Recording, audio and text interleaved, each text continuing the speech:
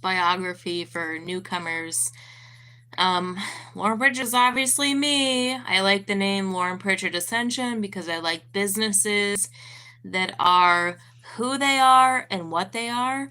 Lauren Pritchard is my name, and the ascension is what is happening, the ascension of humanity. I guess I was sort of like what they would call asleep, like most people.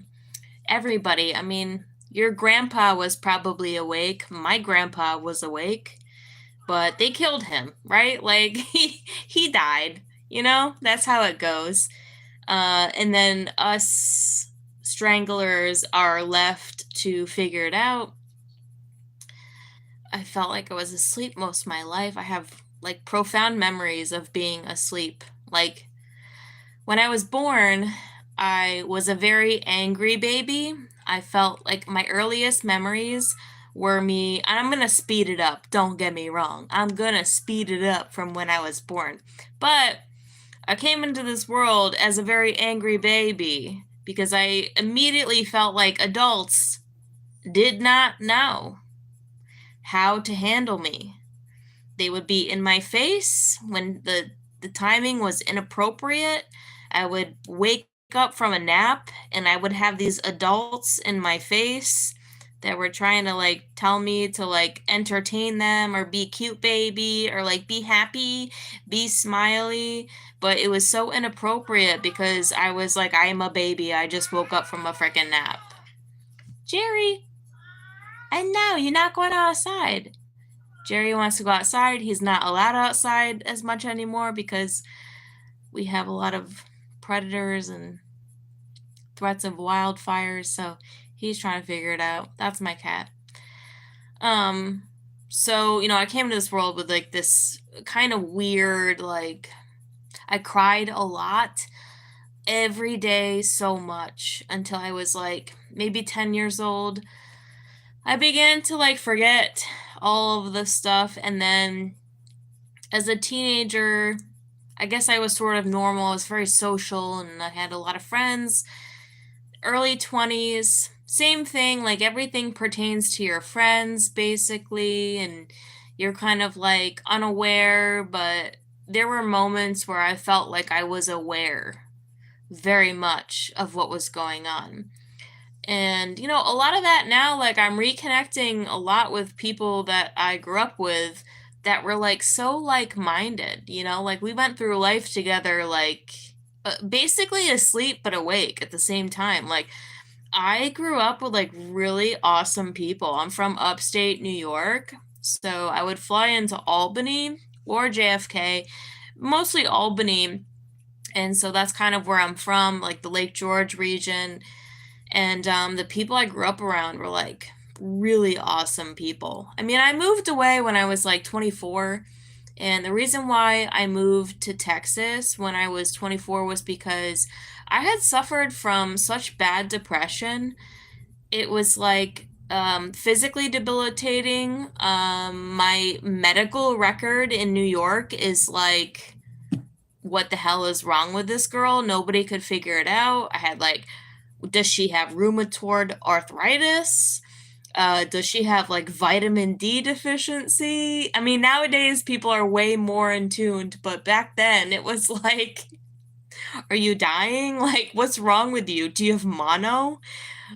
Do you have like reoccurring Epstein-Barr virus, which is very common? Do you have Lyme's disease? Like, I was so depressed in upstate New York. I was so depressed that after I came to Texas to visit with my childhood sweetheart that moved here, I would go back to New York and I would just cry like nonstop, basically. Like trying to get through the day, I would just cry. I was so depressed. And finally, I decided I either need to move to New York City, which was a mistake, and I almost did. I almost moved to New York City, which would have been a huge mistake. But it wasn't for the grace of God now that I understand that the apartment I was going to move into got cockroaches and it put off, our move-in date 2 weeks. As soon as I got that memo, I was like, fuck this. I'm moving to Texas. I don't care. I'm just moving to Texas and I don't care. So luckily my friends were not mad about it. I moved to Austin, Texas in my car with my cat, with all my belongings. My parents thought I was going to come back after a few weeks. They thought I would just like return home. Nope, I didn't. I moved here and immediately all of my medical problems went away. I was also actually battling with a really bad eating disorder. I had severe bulimia in New York, and a lot of people don't know that. I've revealed it to people. It's not a secret. I had really bad bulimia in New York that I picked up from a friend when I was 17, and we would do this together, and then it never stopped until I was like 23. So even my dental records would reveal that like this girl has something medically wrong with her. Why does she have all these problems in such a short amount of time? If the medical and the dental world were together on this, then they would have easily pieced it together. Not only was she suffering from depression, but she was also severely bulimic. But nobody pieces this stuff together. And then naturally, being a young woman, I wouldn't obviously reveal that information, but I moved to Austin, Texas, and I was immediately 100% forever cured of my depression, of my bulimia, and it never returned. So it was for my health, basically, like spirit guided through my childhood sweetheart. Like I moved to Austin, Texas. And I moved here in like, I can't remember. This is what's weird. I can't remember. Is it 2013? Is it 2014? I can't remember. It's weird. But I can't. I gotta figure it out. I don't know. Does it matter? I can't. So I moved here and then I felt extremely liberated, rejuvenated. There's a lot of faith here in Austin, Texas that like you don't have in Albany, New York. Albany, New York, all you guys have is like staunch Catholicism, which is like super boring, dumb, and nobody cares. You have no Christianity in New York whatsoever, in upstate New York. You don't have it. You don't have Christianity at all. And then I moved down to Austin where it's like the Bible Belt, basically. And I find churches that I'm just like, a lot of them were BS, but I had this like urgency to learn more. And so I went through a lot of churches in Austin, Texas. I experienced a lot of persecution in the Christian church because it wasn't long after, like in 2014, that was the year that Elon Musk was talking a lot about AI and how dangerous it is. And while he was saying, like, nobody's paying attention, like, nobody understands, I was like this 24-year-old girl who was like, I 100% understand. Like, I 110% get it, dude. And so I would go into my churches that I enjoyed and I would begin to, like, tell people about AI. And these people got super mad, super predatory men. They were all men, by the way. Some women who were, like, basically lesbians, like, had butch haircuts and, like, nobody cares. Like, mad, angry lesbian women. And they were, like, pushing me out of their churches because church was supposed to be a place where you could bring your thoughts, like, openly. And I was like, I understand what Elon is saying about AI. I'm in this tech city. AI, Austin is very technological. And so I was trying to bring this awareness to like the people around me, like, dude, AI is super freaking dangerous. And like, not only were people not listening, they were super resistant. And I think this goes back to my grandfather because I think my grandfather was a bit of a genius, and I think that he knew this, and I think he passed it on to me. So, side note, I think all of my awareness comes from the wisdom of my grandfather, and I think he passed this all on to me. So, I would go to these churches that I love so much because I didn't have Christianity in New York. And then I come down to this Bible Belt and I'm like, I love Jesus, obviously, like naturally. And I find these churches and these people are like super mean to me. I cried. Like, I have a video from my old channel where I was just crying because I was like, dude, these people like they set up like a triangulation to like bait me and like corner me, and it was all these men. They were like, get the fuck out of here, we don't want you here. If you're going to talk about AI, you need to talk about how you're suffering from AI. And I was like, well, I'm not suffering from AI. And they were like, well, then basically you need to get the fuck out. I swear to God, dude, these were the Christian churches that I came upon. So I left the Christian church, but I didn't really I wasn't mad about Christianity or anything. 15, 16, the election came between Hillary and Donald, and I was naturally very asleep. So I was like Team Hillary, and all my friends were Team Hillary. I had made all these like city friends, these girls, and so how women love to like scissor each other in their lesbian hood. They were all like Team Hillary. But the night came where we went out to a watch party to watch the results of the election. And when Donald won, all my friends were crying, but I was not crying. I was like, I mean, whatever, dude, like, big whoop. And all my friends turned on me. All these women that I was friends with, they're probably really actually lovely nowadays. They were really like nice. I think they're nice girls, but like, back then people were so like asleep and like deranged. But I remember like after the watch party, all my friends turned on me in 2016 because I wasn't crying that Donald Trump won the election. And I was kind of starting to wake up. I had a weird moment in, it was October of 2016. There was a person that I met when I first moved here who I felt like I had known forever. And it was really hard to like maintain a relationship, but he had a best friend who was shot and killed 5 years prior. And for some reason, like, I didn't do this. This is what aggravated me at the time. I didn't ask for this, but his friend started to interact with me spiritually. Like, I became like a spirit medium to this very significant friend of mine's best friend who was shot and killed.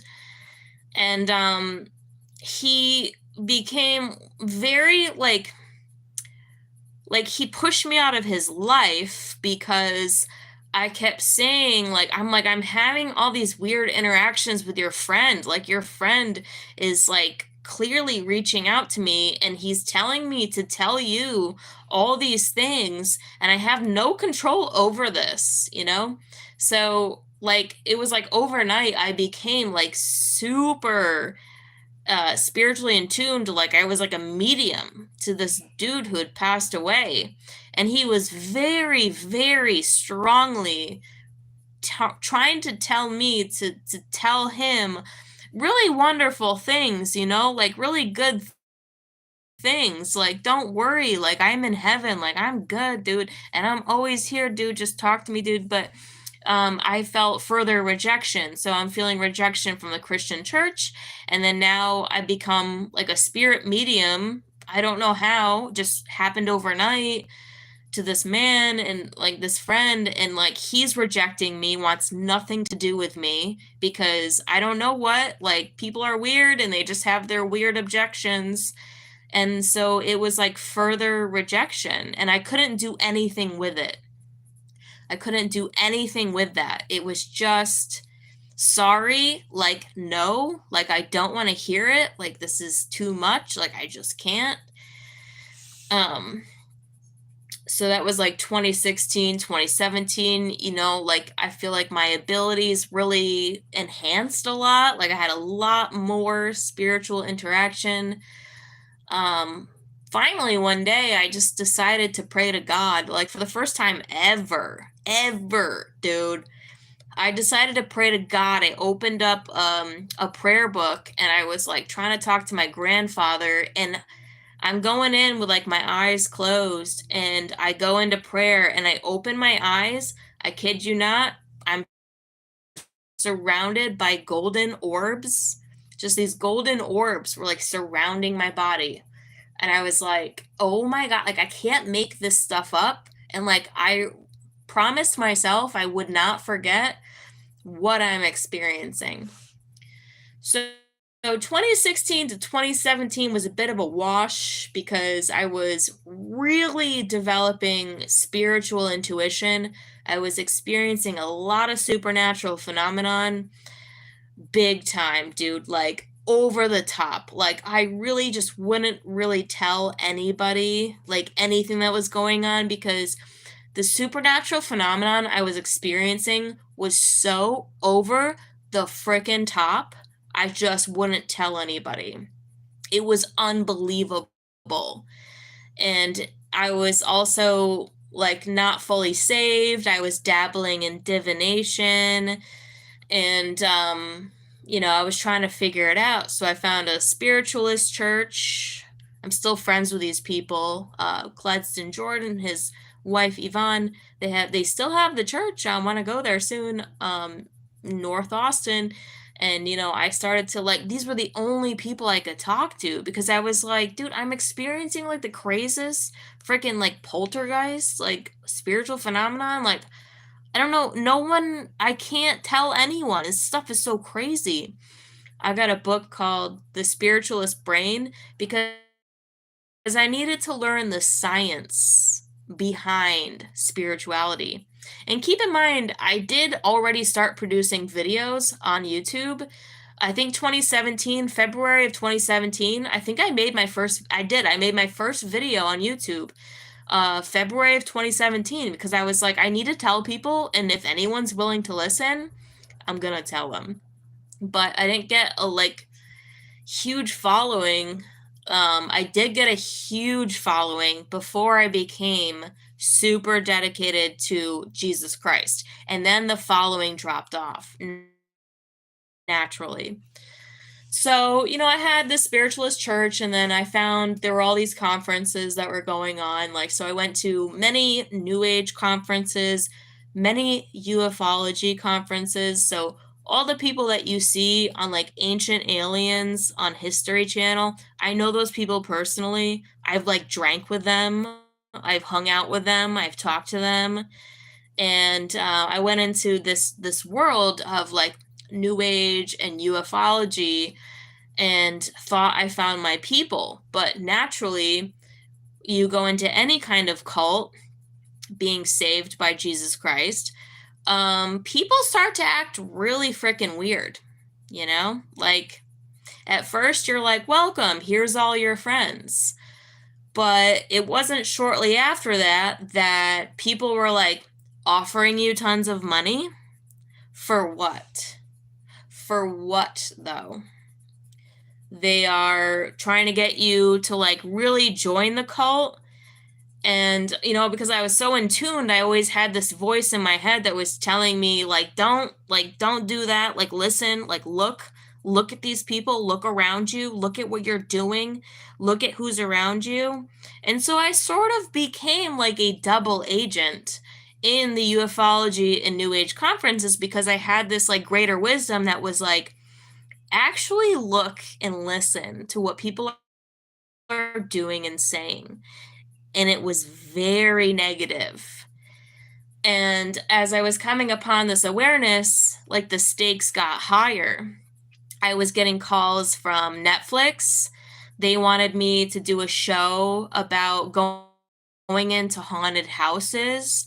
They were like, we want to bring you on a show. We want to give, not only bring you, they were like, we want to give you your own Netflix show where you're the star, basically, and we want you to go into haunted houses. Now, at this time, I was really on the brink of understanding what exactly AI is doing. I was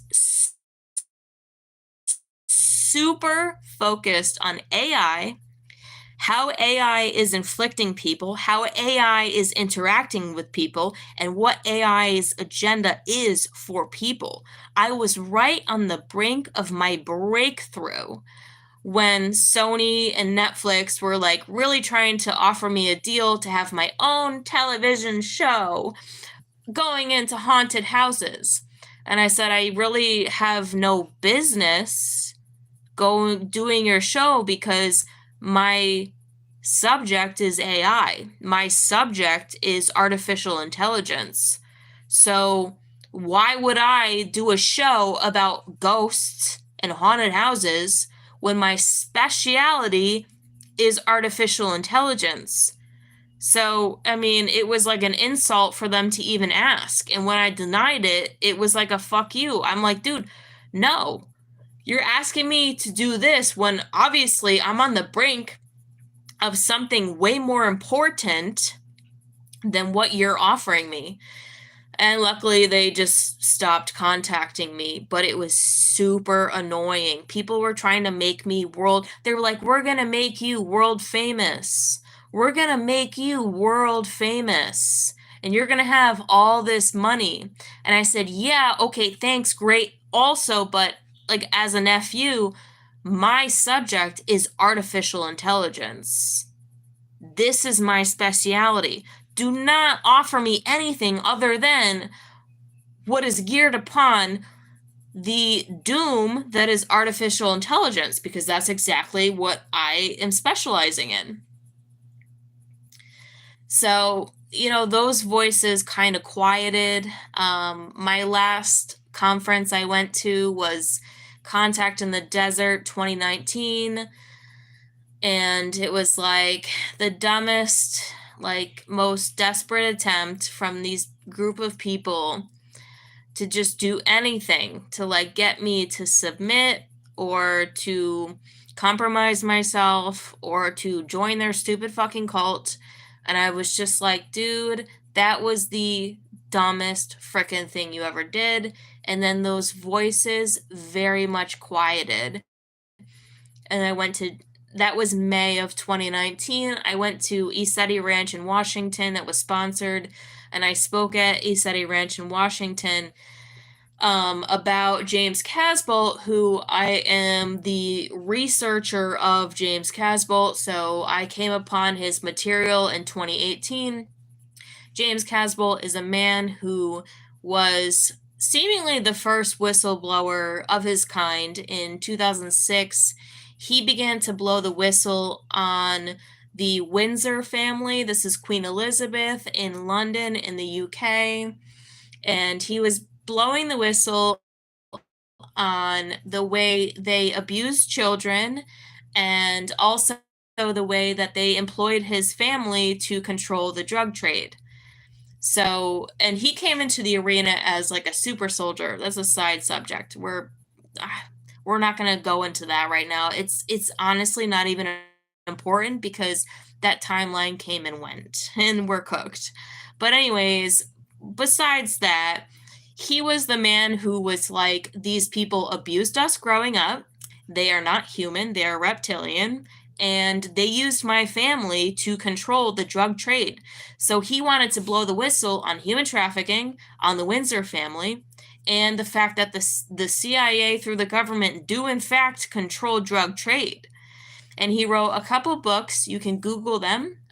Agent Buried Alive by James Casbolt. And then there's another one, I forget the name, There's a secondary book that he wrote. So, I had kind of largely entrenched myself in the material of James Casbolt, which there's a lot of material, there's a lot of documents, there's a lot of interviews, and I found all of his documents on AI to be very helpful and instructive. His interviews were incredibly helpful and like withstood the test of time. He's like a time traveler in a sense. So James Casbolt, his material is very useful. While there are whistleblowers in the past who are blowing the whistle on certain things that are very interesting, not only was James Casbolt's information interesting, it was also helpful. The information was made to be helpful to the world, to the community. And he has another book coming out in the summer, which is all about the underground tunnel in Texas. It goes from the Bexar County Courthouse to Dallas over to New Mexico. That book is coming out in the summer. So I diverted my attention from New Age and ufology. Side note, in ufology, if you brought up this person's name, if you brought up the name of James Casbolt, people would shut down. Like the bigwigs, they would shut down, dude. They would get scared. They would stop talking and they wanted nothing to do with you. If you brought up James Casbolt in ufology or New Age, they wanted nothing to do with you. And me as a rebel, I'm like, okay, that's going to be my new avenue. Also, he's talking about artificial intelligence and helping me a lot understand everything that I'm learning naturally. So I exited New Age and ufology in June of 2019. ESETI Ranch was my last presentation, and I just exited that world. I decided to take everything that I'd learned and just become like a normal person because, granted, I lost all my friends. Basically, my family probably thought I was crazy. And nobody likes James Casbolt. Nobody likes Jesus Christ. And that's who I like. I like James Casbolt. I like Jesus Christ. So I can't do anything with these people anymore. Like I came, I saw, and it was just like that was the end of the rope. There was no amount of money or anything you could give me that would make me forfeit this path. So from June to September, I was not working because I took a leave of absence basically just to research and travel. I did a lot of researching and traveling, obviously, is what all this was like about. And then in September of 2019, I inquired a new partner. A few months later, I would come to find out that, well, I knew he was in the beer brewing industry in Austin, Texas. So I started to notice different quirks about the people that he was around. We would go to all these social events of all these people that he was around, and I started to pick up on all these weird things that people were doing with my awareness of AI, hypnotizing people.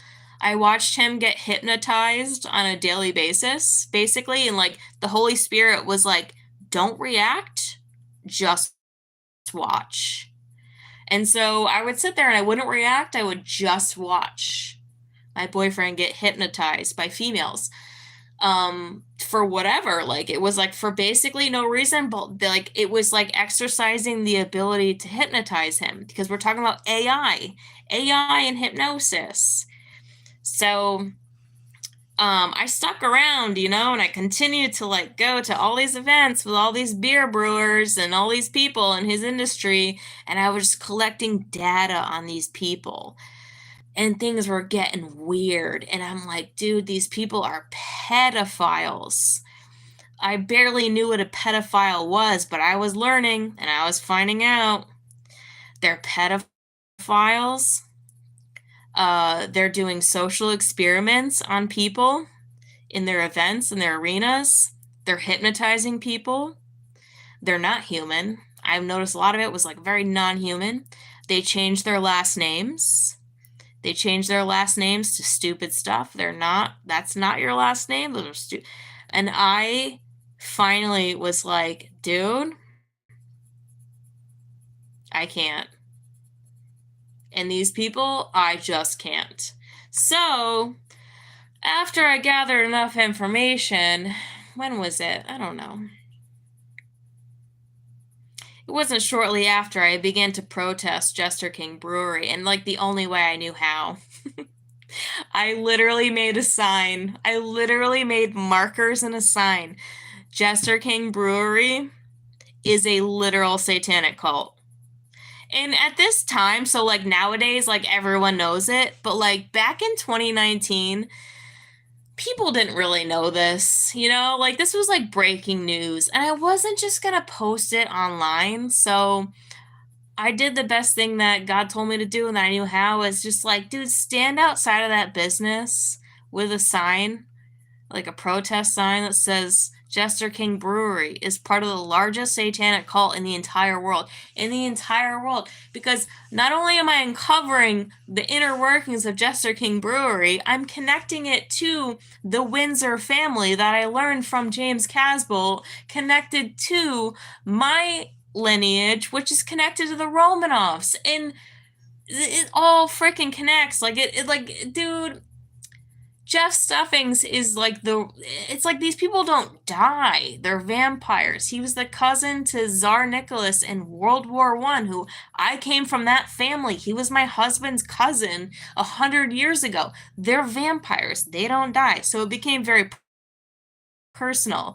And so that's why I was like, yeah, I like, fuck these people, dude. I'm so sick of them. Connected to the Windsors, connected to the American takeover. Nazis, basically. Like, these people I just want to, like, they're, like, so rabid for anybody for God's will. They just want anything against that. And evil always precedes what good is about to do.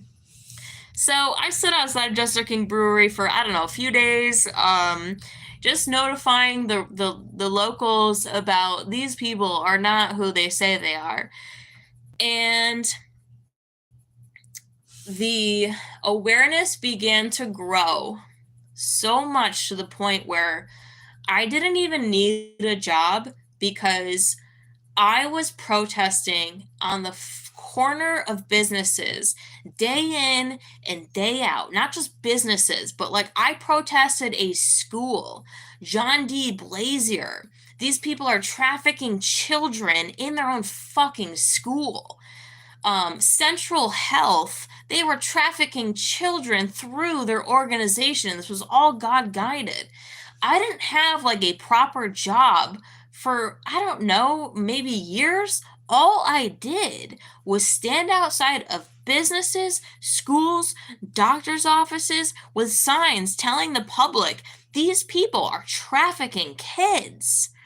And I had a lot of correspondence from anonymous military who were also helping me, by the way. By the way, I had anonymous military who were naturally interested in this, and they were helping me a great deal. And the irony of that is that their might and their power is a lot bigger than the power of the breweries, of these doctors, of this school. Their power and their might is a lot stronger. So they had the ability to do a lot more damage on behalf of what I was saying. Now, I can't be arrested for any of these events, because they can never trace them back to me, because everything was anonymous.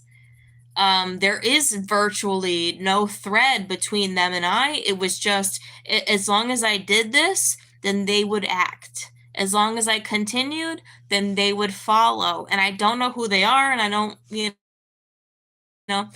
it's not my thing. But everything sort of quieted down in July of 2021. So July of 2021, I was staying in my apartment by myself, and I had been living off of government grants that were given for COVID, and then I was promised another grant that didn't go through, so I was evicted, and I had no other choice, because At this point, I wasn't talking to my family because, um, from my understanding, maybe there's more information. My family stopped talking to me because they thought I was going to get killed by human traffickers because I was going after human traffickers the way that I was. They thought I was going to be killed by these people, and it made them very angry, and my family wanted me to stop. So from my memory, I mean, someone can correct me if I'm wrong and I will say sorry, but from my memory, it's that my family stopped talking to me because they were so afraid I was going to get killed, and they were mad that I was doing the things that I was doing. Not only that, but all this stuff in Texas, I had really short, small operations in New York where my father was connected to that business network. So I'm saying all this in Austin, Texas, but like this did happen in Elk Lake Lodge. Elk Lake Lodge, they were also involved. They were also doing some ritualistic murdering. And this was not a conspiracy. Like, I found the blood, I found the murder site, I found the people who live there. Like, no one can tell the cops because they're like, the cops are like, and then I learned this like very soon, like into my operations, were that the cops are actually like really involved also. There was only one female cop in Dripping Springs. Fucking God bless her. God bless this woman. There was one woman when I started to protest Jester King who was like not with the get down. She was like, do your thing, just don't park. She was telling me where not to park, but she was like, do your thing, girl. Like, that's all I came here to tell you, was just don't park exactly where you're parking. But all my other interactions with police officers, for the school sent police officers to my house. There's a lot of gang stalking involved. They send people to your house. They send mental health officials to your house constantly that knock on your door and they tell you they need to give you a mental evaluation. And I would just say, well, I think you're mental. But if you want to give me a mental evaluation, you can, but I'm clean, I'm put together, my house is clean, I operate perfectly well, so I really don't know what you have to evaluate me for, but like, have a nice day. They gang stalk the crap out of you so much and so bad. So much and so bad. They'll do anything to put you in jail. They'll do anything to get you arrested. And they have. They got me arrested 2 times. One time was for criminal trespassing I didn't wear a mask on a bus. That went viral. And the loophole is criminal trespassing. While it was already illegal to not make people wear a mask during this time, I wouldn't wear a mask, and then they called the cops, and the cops arrested me. When I asked the cop if I could have avoided getting arrested, he said, yeah, if you left when we came, but I know from previous experiences, if you're about to get arrested and you walk away, they can charge you with avoiding arrest. So I was like, I wasn't gonna do that, dude. Spent a night in jail, $40 on the way out, go fuck yourself. And then was never given due process. It went for an automatic warrant for my arrest that was out for like a year and a half that I didn't know about. So one day I was leaving work and they pulled me over for registration because my car was like really hard to get inspected at the time. I was trying to get a new car, and then they took me to jail for an old warrant that was for that. So, they'll do anything for this nonsense.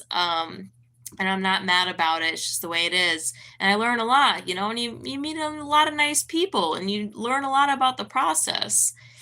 But, my family wasn't talking to me when I got evicted, so I didn't have any friends, literally no friends.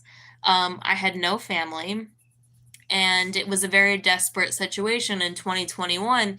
So I scraped together every little penny that I had to buy this car to move out of Austin, Texas, because not only the reason I was getting evicted was because the business network in Austin, Texas is so tight knit. I'm a hairdresser. I couldn't get a job anywhere while this was going down. I couldn't get a job anywhere. I'm a high-end hairdresser of 10 plus years. I couldn't get a job anywhere. Nobody would hire me because they threatened my boss. So they got me fired from my previous job that I went back to after a leave of absence. I went back to, and then when I began to uncover the satanic cults and the child trafficking, my boss was like my friend. And I was telling him all about what was happening. I'm like, these people are fucking sick, dude. And he was like, fuck them, they suck. But he was like, dude, they keep threatening me. He's like, finally, they threatened to shut his business down. It was a board of 18,000 lawyers, Travis County lawyers. PayPal links are below, by the way. If you're part of the Travis County Bar Association and you want to repent for your sins, PayPal, Venmo, links are below. Repent, give me money. Because 18,000 lawyers in Travis County, so they say, maybe they lie, who knows, voted that if my boss didn't fire me, they would ruin his business. Ruin it. Because that's how tight-knit people are in cities of Austin, Texas, at least. There's a huge business network. People just feed off of each other. And so if somebody goes divergent from the business network, they will cannibalize on that person. And I was that person in 2019. So, I mean, the whole reason I got evicted wasn't because I was a loser. It was because I couldn't get a freaking job because the county bar lawyers wouldn't allow anyone to hire me. They would threaten the shit out of anybody who even attempted to hire me. It was such nonsense. If they were not a part of the network itself. Long story short. So I moved out and I've been in this farmhouse now for 2.5 years, sitting pretty, doing well, like very happy, like very settled. I'm finally out of financial ruin. I realized just the other day, I'm like, 2.5 years later, I'm finally I'm out of financial ruin. Like, I don't really have anything left to replace. I got a new car, new computer, new everything. They did kill my dog though recently. Yep, got this dog, Angel, and then she was murdered, January of this year. It was Travis County Animal Control were spotted the morning she went missing. Travis County Animal Control, they were spotted over her dead body. And it's coming out in the news, so I was like, you know what? This battle, I'm not going to fight. I'm going to let God do this one all the way, dude. I'm going to let God do everything all the way, just like they're letting AI do everything all the way. Like, we're at the end. We're cooked. God do everything all the way. AI's doing everything all the way. We're cooked, dude. We're cooked. We're done. So instead of fighting it, I was like, you know what? I'm just going to give this one to God and just let the chips fall where they may. They murdered my dog. So it's coming out in the news now that the head of the Travis County Animal Control, that dude was actually fired March of last year. For whatever reason, they won't say, but they've been without a overhead guy. And so you have some sadistic piece of shits working in Austin Animal Control. And it's all going to come out. Truth is all going to come out. So that's my biography in a short stint. Right now, I'm just sitting pretty. I'm doing well. I'm just going to let God take care of everything from here on out. I came, I saw, I conquered. Fuck y'all. We're done. That's it. We're cooked. That's it. Dude, next chapter. Sorry about ya. We're done. That's it, dude. We're done. You didn't break me. You didn't fuck with me enough. You didn't break me. You didn't do anything. All these, so I guess all they do is they're trying to prolong the inevitable. So God's will be done. The evil in the world, all they're trying to do is just prolong the inevitable. That's it. They're just trying to push it off as long as they can. But I don't know how much longer they can do it. We'll see. I'm not hopeful. I'm not hopeful for them. And that's not because I'm arrogant, but it's because I do respect duality. In the process, they got their harvest. I got my people my way. They got their people their way. And a lot of people are really going their way. And we're really, really cooked now. You know, at some point, it's kind of like game, recognize game. Like, you're that, I'm this, you do that, I do this. And then in the end, people find themselves in their harvest with Christ through Jesus, God through Jesus, or you're totally cooked, you know? And I think that's just the kind of bottom line. There is kind of like a weird respect.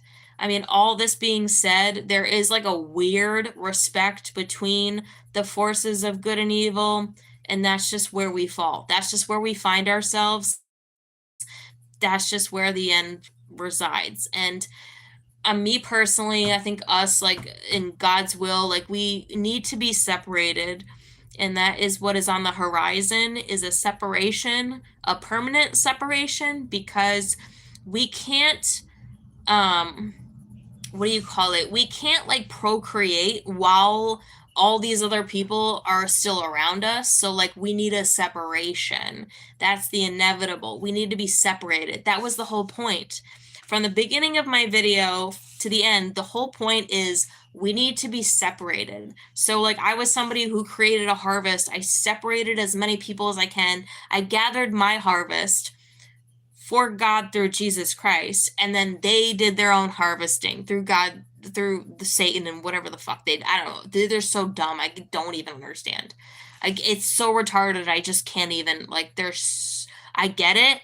I've researched it. I understand, but also like insane, like dumb. Like I get it, but like also like retarded. But okay, respectfully so. Like you do the stupid shit you do because you're biologically those fucking people. You know they've been breeding like rabbits since the 1920s. They've been like evil people have been breeding like friggin' rabbits. Meanwhile, we don't breed as much because we're like kind of like, it's, you know, it's a risk, and then also it's a lot of work. It's hard.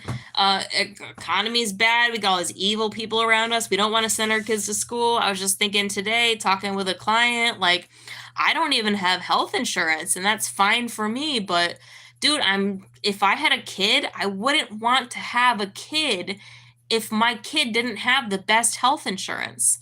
So it's kind of a blessing I don't have a kid because I'm such a renegade. I'm such a divergent, and I don't have health insurance, and naturally, my kid wouldn't have health insurance. So I don't want a kid without health insurance. This can't continue. This has to come to an end. As basic and as primal as it is, we can't not breed because evil breed like rabbits. We need to be able to breed. We need to be able to have health insurance, which means we need a separation from the evil people. I've been to city meetings with the judges that sit on the commissioner court. I'm blown away by how fucking stupid, I mean fucking stupid, these people are.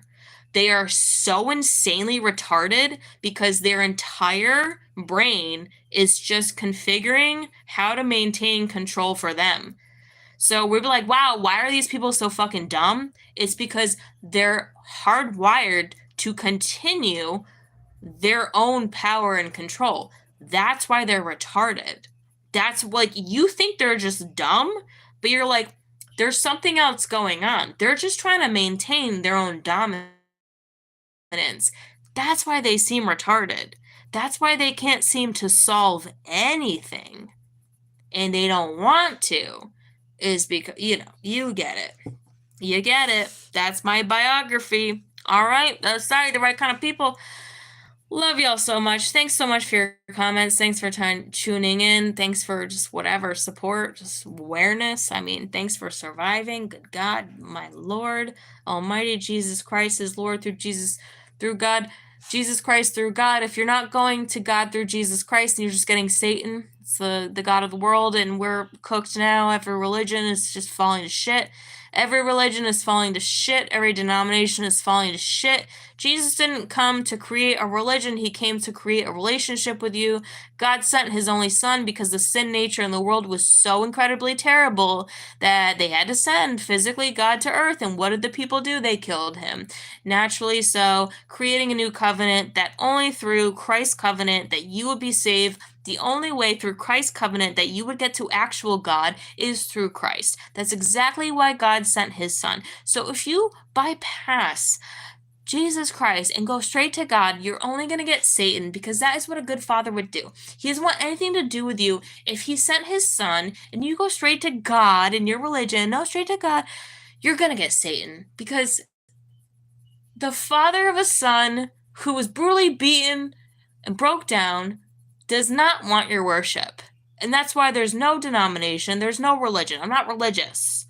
Just a relationship to God through Jesus Christ. Anything else, you're getting Satan. That's the moral of the story. That's where we find ourselves. We're cooked. We're at the end. Welcome. Enjoy, because things are about to get a lot better for the people who understand that, and a lot worse for those who don't. That's the moral of the story. And they're ready for it, right? Like they're gearing up for it. They're so excited for it. All these people I've encountered in this whole 50 minutes, they're so excited to kill and harvest people. And that was not my harvest. My harvest was somewhere else. So, that's right. The right kind of people. Love y'all so much. Have a beautiful night, and hopefully I'll talk to you again really soon. Check you later. Thanks for tuning in.